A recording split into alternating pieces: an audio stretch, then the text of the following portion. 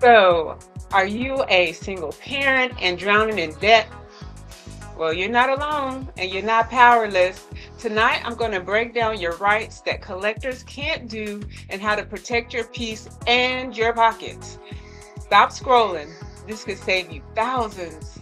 If you're a single parent or just trying to survive right now, this live is for you. So drop a money bag if debt has ever stressed you out. Or type free if you want financial freedom.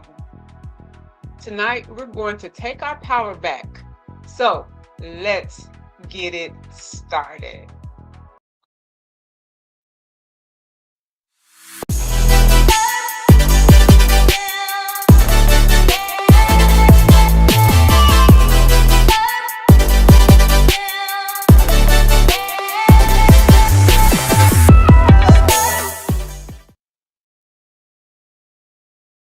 Welcome in, Sandra. Thank you for joining us tonight.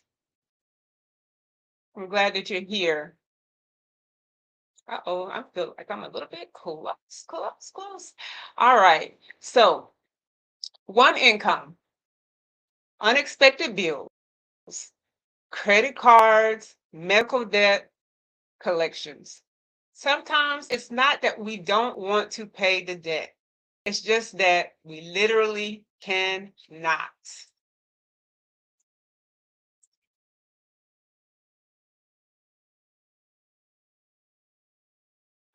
Sorry, that camera was off. I'm not sure why it is, but um, sometimes we literally can't. Single parents, if you're a single parent and you're watching right now, drop a crown in the chat. Or if you just want to know some rights, some tips and tricks of how to deal with collectors, whether they be real or whether they be illegal, because there are some that are collecting illegally. Drop a crown in the chat. Welcome in, Pelly. Pelly Pill. So let me ask you all, what kind of debt is stressing you? Is it credit card debt? Is it medical? Is it loans? Drop it in the chat. No pressure. Share if you are able to. Go.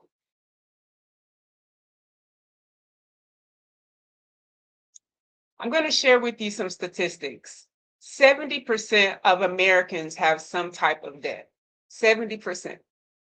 Single parent households are among the most financially strained in the US. Imagine that. You already have all these things stacked against you, and now you are among the most financially strained in the US.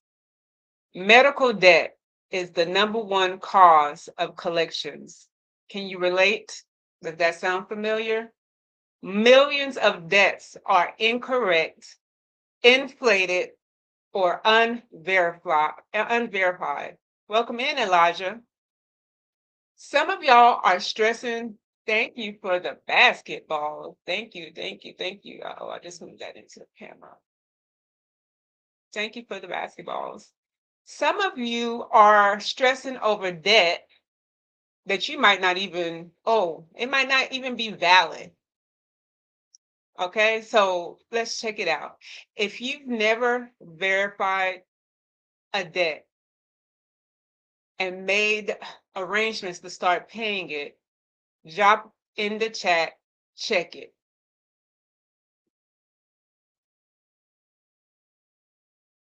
Sandra, I'm glad you're excited for this topic because many people don't know their rights. So let me break it down to you very clear. What collectors must do is send written proof or validation of the debt. That's the first thing. They must tell you who the debt is from. Okay? What they cannot do is harass you. They cannot threaten to put you in jail. They cannot call all day, and they cannot lie about what you owe. So if you have experienced any of this, it is illegal. Welcome back, Avion. So drop in the chat. I have a question for y'all. Do you know what to say when a debt collector calls that you don't believe is valid? I'm going to show you right now. If a debt collector calls you and you believe that the debt is not valid, or maybe it is valid, but you want to make sure that they have the right documentation, all you simply have to say is, I do not acknowledge this debt. Send validation in writing. I do not acknowledge this debt. Send validation in writing. And they must do exactly that. And they are not even to call you again until they have sent validation that the debt is truly owed. So did you need, if anyone needs me to post that again, let me know. I can post that again. But I'm going to kind of play a little game real quick. I want to see how much you all know. Okay. Is it real or is it cap? If a collector, can a collector arrest you for debt? Can a collector arrest you for debt? Drop it in the chat if you think it's real or if you think it's cap. Can a collector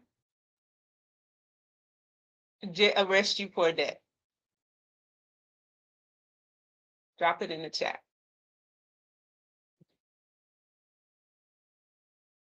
You cannot be arrested for just owing a debt. It's illegal. The US got rid of debtors prison a long time ago. But here's the part that people miss. You can get in trouble if you ignore a court order, you get sued, you don't show up to court. A judge can issue a warrant for failure to appear. You cannot ignore a subpoena. Court asks for documentations or info, and if you don't respond, that's when the legal troubles can start.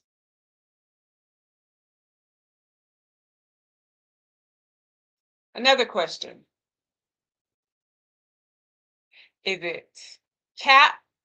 Is it true or cap? Or real or cap? Paying a small amount always helps. Paying a small amount always helps when you owe a debt. Yeah.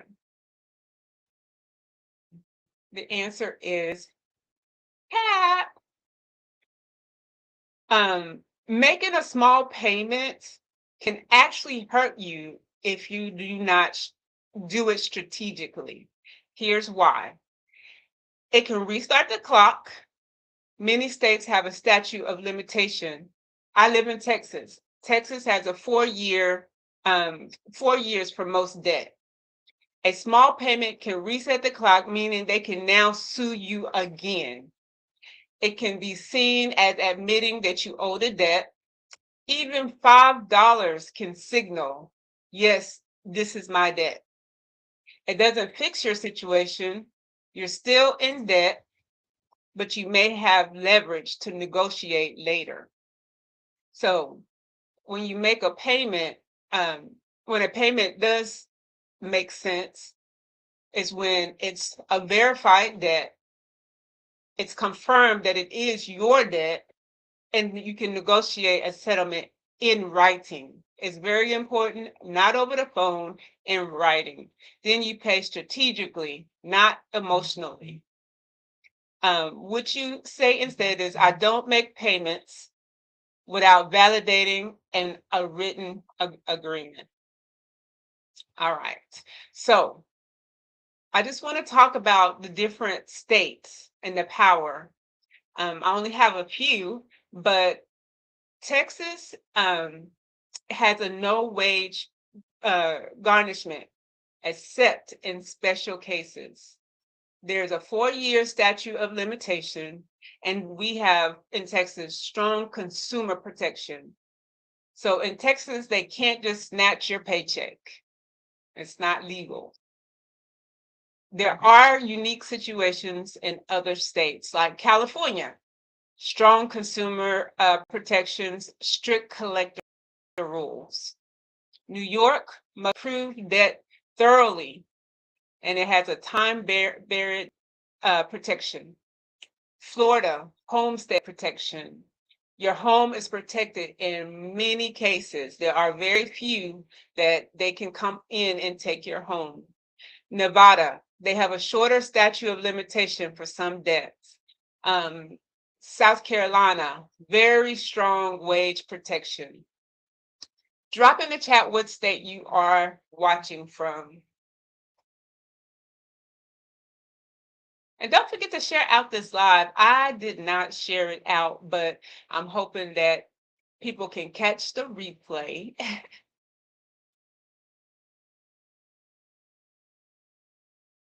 Let me see, let me see. All right, we got Texas in the house, another Texan. Drop it in the chat, drop it in the chat. Louisiana. Louisiana in the house.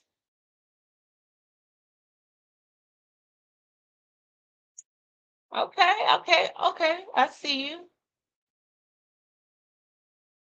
So if you live in any of those states, and make sure that you know your specific state laws that protect you, and don't rush to start making negotiations with debt collectors. In fact, every the first thing I would do when they call, especially if you don't believe that you owe the debt, is say, put it in writing and send it to me and ask them not to call you again. And they have to honor that.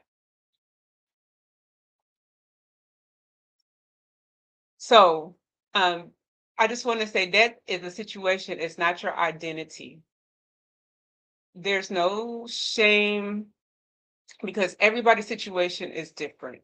I've been a single parent I was a single parent for most of my kids' life. And let me tell you, the math just did not math. The math was not mathing. I could never um, stay ahead of everything because of the situation that I was in. And as time has come and I've moved to another chapter of my life, that's not my same situation today.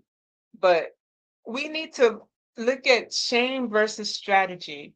Let's focus on the strategy and not the shame. We're not going to be shamed because we owe a debt. At one time or another, every single person has owed some type of debt, unless you are a millionaire, billionaire. And even then, they owe debts too. Welcome in. Thank you for the love. GSO is in the house. I'm sorry I missed y'all coming in. Welcome in, Tina. Thank you for the go pops. We need to thrive and not survive because we're trying to pay off debt. It's very important to know your rights. That's how you start to thrive, is by knowing your rights. Knowing your rights, research, and now we have the University of Chat GPT. So look it up if you're not sure, and it will put it in plain English, the rights that you have as a consumer. So we want to thrive and not just survive, okay? And as a single parent, have grace for yourself, because it can be a very challenging situation to raise children as a single parent. Welcome in, Joe Bell. And you have to give yourself grace. Everyone. Because you never expected, you didn't have plans to be a single parent. I'm sure that is not what you planned for. So give yourself grace and start creating a strategy so that you can thrive and not survive. Type in the chat, I'm not stuck. I'm not stuck. Just got on. Yeah, like 16 minutes ago. Yes.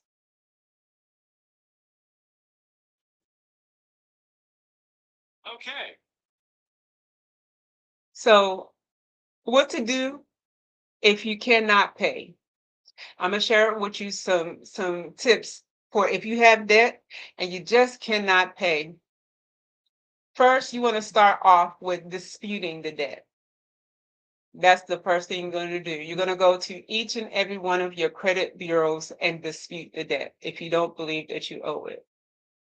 In some cases, if you're not sure if you owe it or not, still dispute the debt, because this way it forces the collector to prove that you owe the debt, so that they'll have to pull out the original contracts and things like that. And look, if they don't have the original contract, you don't owe the debt. They have to bring that proof. Request validation. So after you dispute the debt, you can request the validation that the debt is valid. Welcome in, Tony King. Welcome in. Um, Request validation.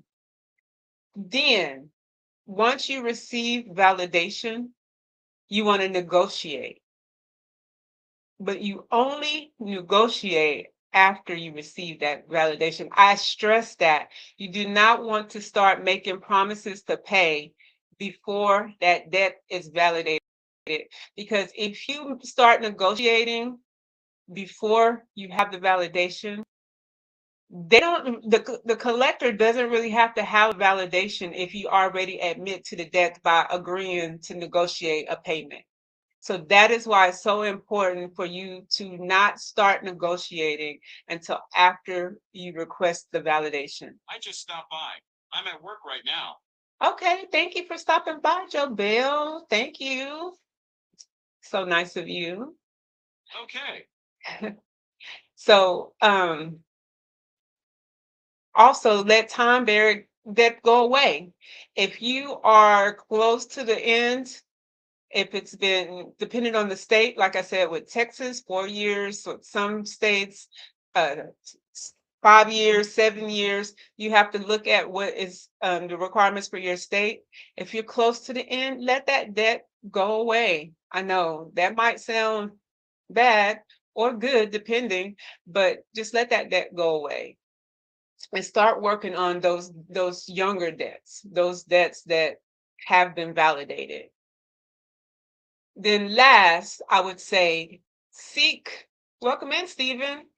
I would say seek hardship programs. So ask the collector, is there any programs? Ask them, what are your options? They should be able to give you other options, not just that you have to pay. They should give you other options to pay, whether it be negotiating a lower payment or there's different hardship programs that they may be able to offer, but you don't know if you don't ask. So the first step is to ask if it is available.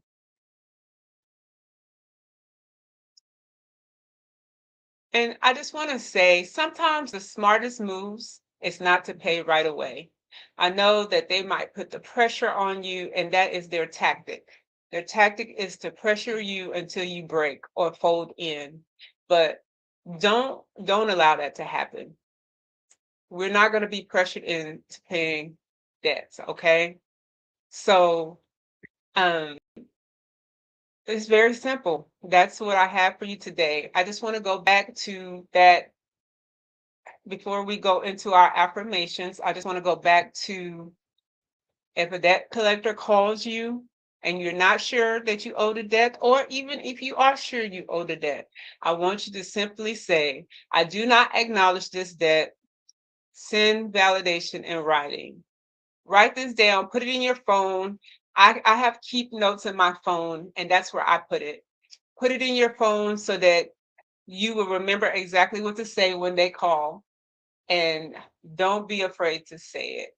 And once again, once you say it, ask him to kindly not call again until you have been able to validate, to give you time to be able to validate the debt. Okay? All right. So we are going to close with some affirmations. I want you guys and girls and ladies and gentlemen to say this after me, because I don't want anyone to feel bad about owing debt, because It happens to, like I said, 70% of Americans have owe some type of debt. So don't be down on yourself for owing, but have a plan and a strategy to attack it. So the affirmation today is I am not defined by my debt. I am not defined by my debt. I am building, growing, and rising one decision at a time. I'm not defined by my debt. I am building, growing, and rising one decision at a time. All right. So drop a crown if you're part of the Mojo family and you are ready to share this information out with somebody who may need to hear it, may need to be made aware of it, may just need it. Drop a crown in the chat. Let me see them crowns. Let me see those crowns. Thank you. Thank you. Thank you. Thank you. All right, I see those crowns. I appreciate it. Yes. Welcome to the Mojo family. Thank you for taking this time to come on and learn how to protect yourself from predators, debtors. Um, like I said, if you got something out of this live, please share it with someone. It'll be there for the replay on all the platforms from um, the tube, the book, Facebook, um, TikTok. It'll be there for you. Just send them that way to get that information because a lot of times we do not have all the information we need to thrive. So, with that being said, I will be back again next Thursday, same time, same place. Thank you for joining. Thank you for joining me today. I'll be back next Thursday. But just remember, until then, keep it real and keep your mojo. See you soon. Avion, for staying around. Thank you so much. I keep it short. It's supposed to be 30 minutes, but I talked too quick today. I was too fast.